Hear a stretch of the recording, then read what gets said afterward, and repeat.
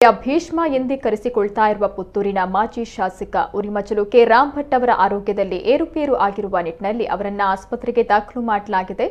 92ರ ಹರೆಯದ ಉರಿಮಚಲು ರಾಮ್ ಭಟ್ರ ವಯೋಸಹಜ ಅನಾರೋಗ್ಯಕ್ಕೆ ಒಳಗಾಗಿತ್ತು. ಅವರನ್ನು ಕೆಲವು ದಿನಗಳ ಹಿಂದೆಯಷ್ಟೇ ಮಂಗಳೂರಿನ ಕೆಎಂಸಿ ಆಸ್ಪತ್ರೆಗೆ ದಾಖಲು ಮಾಡಲಾಗಿತ್ತು. ಅಲ್ಲಿ ಚೇತರಿಸಿಕೊಂಡಿದ್ದ ರಾಮ್ ಭಟ್ರನ್ನ ಕೊಂಬೆಟ್ಟಿನಲ್ಲಿರುವ ಅವರ ಮನೆಗೆ ಕರೆತರಲಾಗಿತ್ತು. ಮತ್ತೆ ಅವರ ಆರೋಗ್ಯ ಹದಗೆಟ್ಟಿರುವ ಹಿನ್ನೆಲೆ ಇದೀಗ ಪುತ್ತೂರಿನ ಸುಶ್ರುತ ಆಸ್ಪತ್ರೆಗೆ ದಾಖಲು ಮಾಡಲಾಗಿದೆ. ಅವರ ಆರೋಗ್ಯ ಸ್ಥಿರವಾಗಿದೆ ಅಂತ ತಿಳಿದು ಬಂದಿದೆ. ಜನಸಂಘದ ಪ್ರಭಾವಿ ನಾಯಕರಾಗಿ, ವಕೀಲರಾಗಿ, ಪುತ್ತೂರು ಪುರಸಭೆಯ ಅಧ್ಯಕ್ಷರಾಗಿ, ಕ್ಯಾಂಪ್ಕೋದ ಅಧ್ಯಕ್ಷರಾಗಿ, ವಿವೇಕಾನಂದ ವಿದ್ಯಾವರ್ಧಕ ಸಂಘದ ಅಧ್ಯಕ್ಷರಾಗಿ, ಪುತ್ತೂರಿನ ಶಾಸಕರಾಗಿ, ಭಾರತೀಯ ಜನತಾ ಪಾರ್ಟಿಯ ಮುಂಚೂಣಿಯ ಮುಖಂಡರಾಗಿ ವಿವಿಧ ಕ್ಷೇತ್ರದಲ್ಲಿ ತೊಡಗಿಸಿಕೊಂಡಿದ್ದ ರಾಮ್ ಭಟ್ ಅವರು ತನ್ನ ಇಳಿ ವಯಸ್ಸಿನಲ್ಲಿಯೂ ಯುವಕರಂತೆ ಚಟುವಟಿಕೆಯಿಂದ ಕೂಡಿದ್ದವರು. ಬಿಜೆಪಿ ವರಿಷ್ಠರಾಗಿದ್ದ ಲಾಲ್ ಕೃಷ್ಣ ಅಡ್ವಾಣಿ ಸಹಿತ ಹಲವರ ಒಡನಾಡಿಯಾಗಿದ್ದ ರಾಮ್ ಭಟ್ರು ತುರ್ತು ಪರಿಸ್ಥಿತಿ ವಿರೋಧಿಸಿ ಹೋರಾಟ ನಡೆಸಿ ಜೈಲು ಸೇರಿದ್ರು.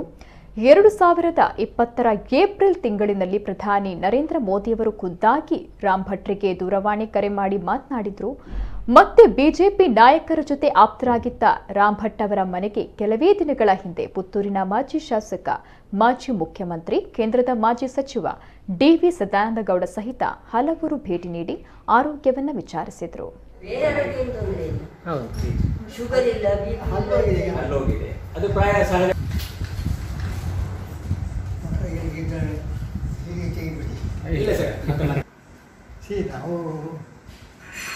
ನಾವು ಅಷ್ಟಕ್ಕಲ್ಲ ಜೈಲಿಗೆ ಹೋದ್ದು, ಪೇಟೆಯಿಂದದ್ದು, ಅದೆಲ್ಲ ಅದಕ್ಕೆ ಹೋರಾಟ ಮಾಡಿದ್ದು. ಈಗ ಆರೋಗ್ಯ ವಿಚಾರಣೆಗೋಸ್ಕರ ಮಾಡಿದ್ದಲ್ಲ, ಅದು ಹೇಗೆ ಅವರು ನನ್ನಲ್ಲಿ ಹಿರಿಯ ಒಂದು ಒಳ್ಳೆ ಕೆಲಸ ಮಾಡಿ ಆಸಕ್ತಿ ಇಲ್ಲಿ ಬಂದಿರುವಾಗ